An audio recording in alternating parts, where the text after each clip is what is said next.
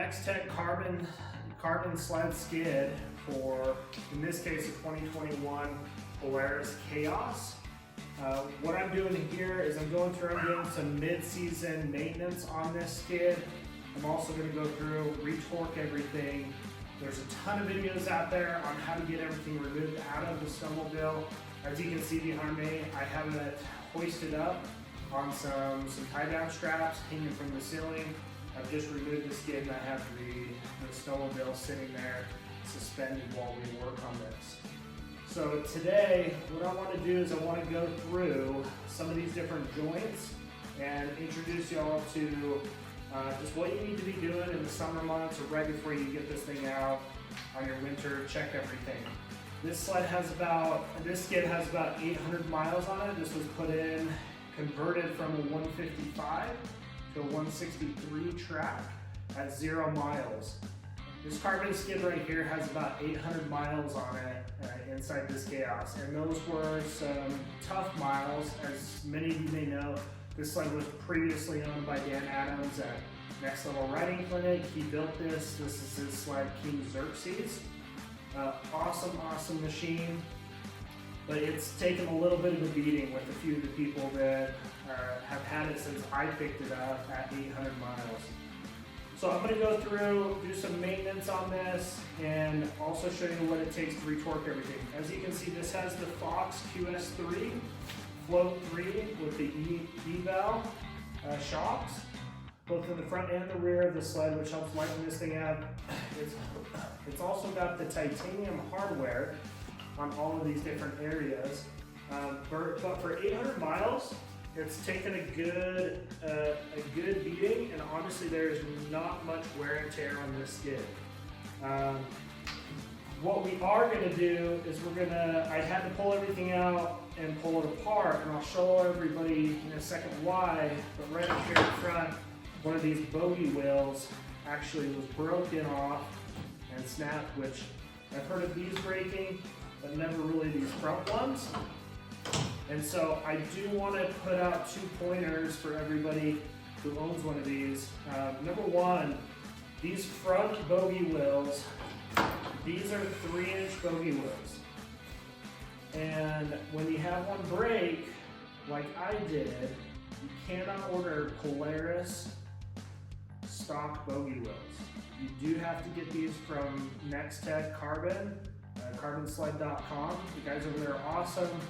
I called them up, told them I had a busted bogie wheel. They shipped one out immediately, and they got here within a few short days to me.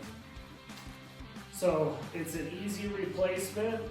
It is easier to take the skid out of the sled, and part of that is just because I'm going to do some other maintenance on it. Like I said, we'll show you some of that.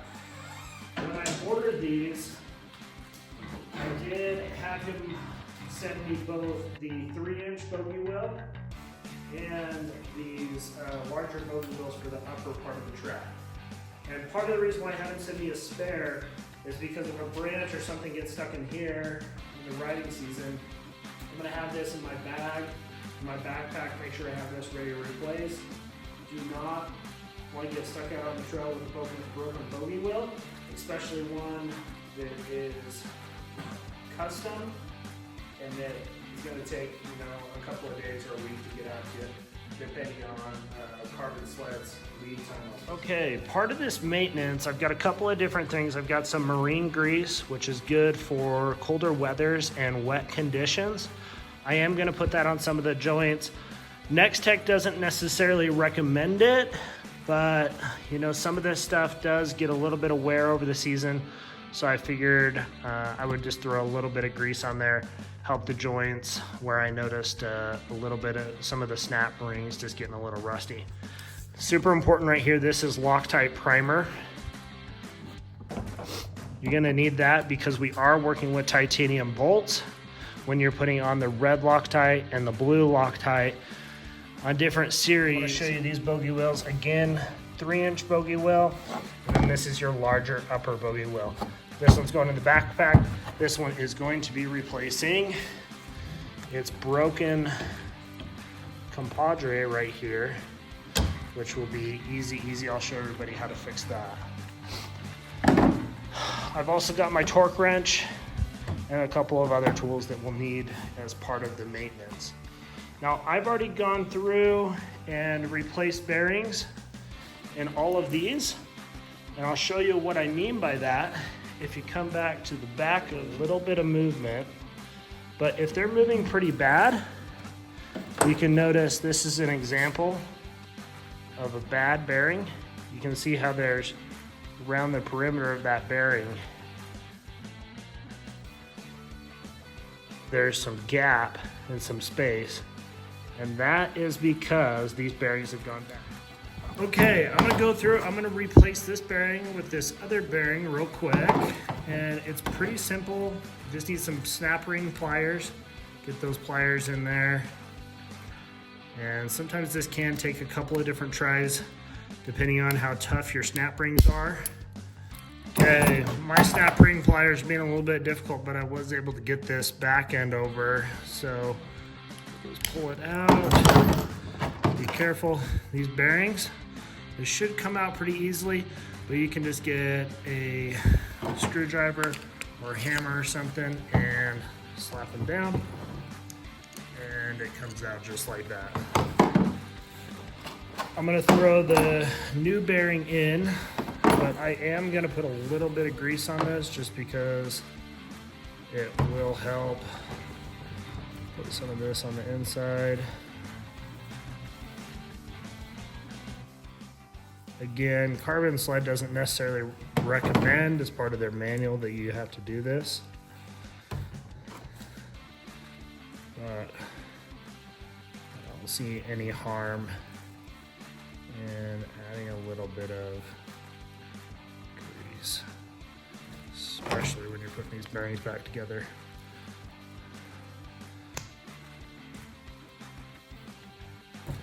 Okay, we'll put that snap ring back in, and then we're gonna install this. Old bearing off, old bogie wheel off, and again, there's a little bit of gunk, so I put a little bit of grease already on the inside of this bogie wheel, and we will reinstall that. Make sure we don't get any grease down in there. This snap ring on, seated back in there, so that this holds on and stays seated.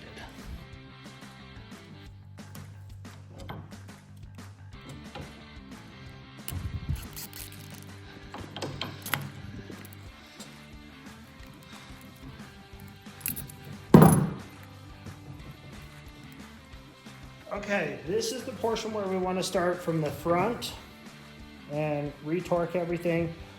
I never loosened the front bolts up here. I will go through and check these. These are obviously what's connecting the skid to the snowmobile, so we'll do those very last.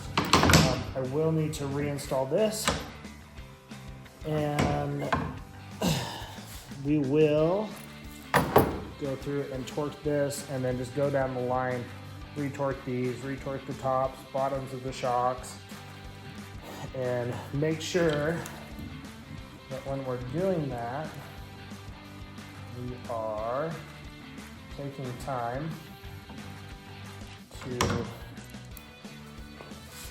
prime these. So we'll let that sit, let it dry, pull the other side out, and prime that as well.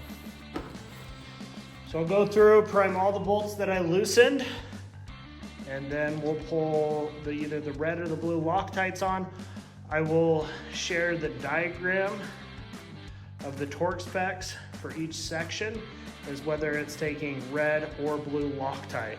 There are a couple of spots where you want to do red on one side. So red on one side, blue on the other, because you essentially want to lock in that one side of the spindle so it's not spinning as you're tightening down the other. Okay, I've got my handy dandy instructions here. This is for the Nextech S13 carbon skid instructions. So I'll read through these real quick. Rail assembly in the first step, insert slides and fasten the rail using number 3 Robinson screw. Slides may need to be marked. And then it goes into installing just down the line. So again, start here, go down the line, put everything together till you get to the end. There's a couple of good videos on that. One thing that I want to point out that's important, this orientation right here has 2 holes. One has a dimple at the bottom, one has a slight bump on the other side. I am running this on a 21 Polaris 850 Khaos, and so I need to have this at the top. The bottom is not for Polaris, so I believe it's for Skidoo, but verify that with your manual. I just have the Polaris manual, so you need to have it oriented this way if you're building this for a Polaris. Important on that piece. Thread locker is very important. As I was saying, these are titanium bolts, if you got the titanium bolt pack, and so you need to go through, you need to add red, where lead is required. What this is referring to up into this box right here is on this front and this second one, where you have the front shock connected and the limiter strap connected to that front bar. You want to put a little bit of red Loctite inside as well as on the bolt, so both of them. And then the rest of them, you're gonna do blue, blue, at the end here, the little red portion.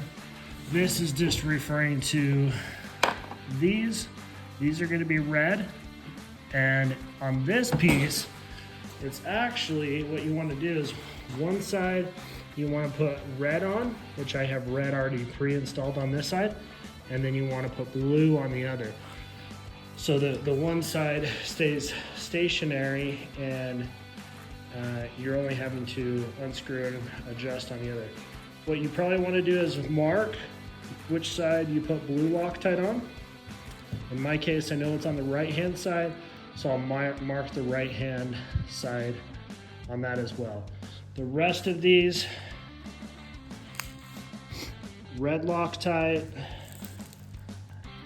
red Loctite underneath, red Loctite, red Loctite. This is going to be blue, red Loctite, and red Loctite. And then what you're fastening to, actually Snowmobile, this rail will connect to the Snowmobile. That'll be blue. So I'll go through and I'll do all these real quick.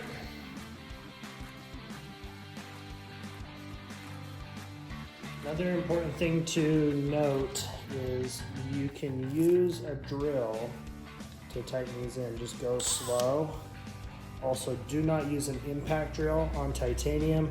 It can cause the threads to break and prematurely come loose. So I would use just a regular drill. Go slow, keep it on the low setting. Don't over torque these. Make sure to hand tighten them and use your torque wrench to get them completely torqued to the correct spec. Again, the 10mm bolts, which are going to be these ones, these are going to get torqued to 32 foot-pounds. And then you have some of your 8mm bolts, which are going to go like right here, and right here, right there. Those are going to get torqued to 16 foot-pounds. And then there's only a couple of the 6mm, which go to 8 pounds. Those are going to be going to 16 foot-pounds as well.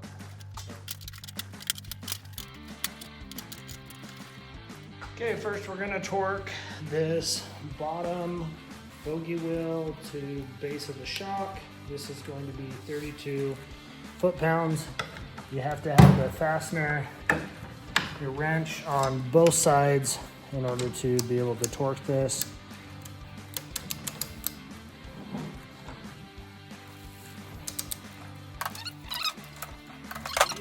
These ones are actually a little bit different. These are 45 foot-pounds. These are the only two on the skid that are 45 foot-pounds.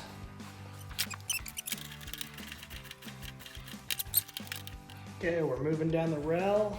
This one as well is the bottom of the rear suspension. 32 foot-pounds, and this is blue Loctite.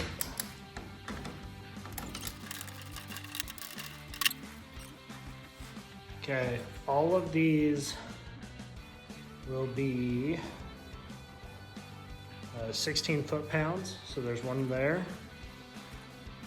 two there, and two there, and then one more right there.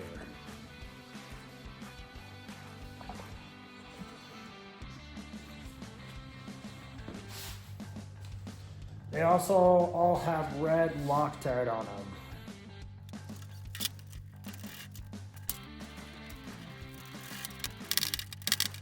I do want to point out one thing down here at the end. These should be pointing into these little grooves. You can see there, this has been attached. It does orient just two ways. So there's grooves on the other side. You can really have it flipped either one way or another. Again, put red Loctite on one side and blue on the other, because this rod does spin all the way through. You'll want to lock in one side. I'll go ahead and put this back in the snowmobile and we'll finish up.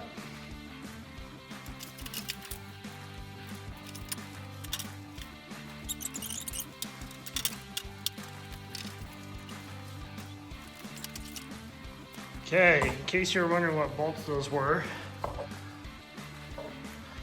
right there, 32 foot-pounds, right there, 32 foot-pounds, same thing on the other side. Now what we need to do is we need to adjust that track and set the track tension. Let's go ahead. These are 12 millimeter. These need to drive in equally on each side. So what am I looking at? I'm looking at these.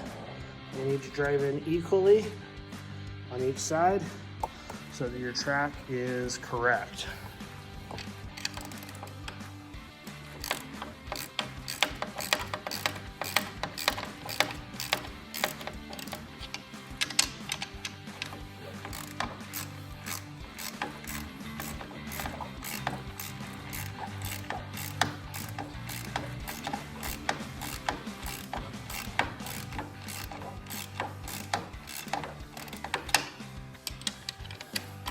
What I'm going to do when I get closer down here is I'll actually measure this with a caliper and make sure that they are exact on each side so that it's straightforward. But right now I've got so much tension, I'm just going to go ahead and just try and get them in there a little bit further until we get less tension on the skid and the track. I'm just going side to side. I'm gonna keep swapping off until we get this track out a little bit off the ground.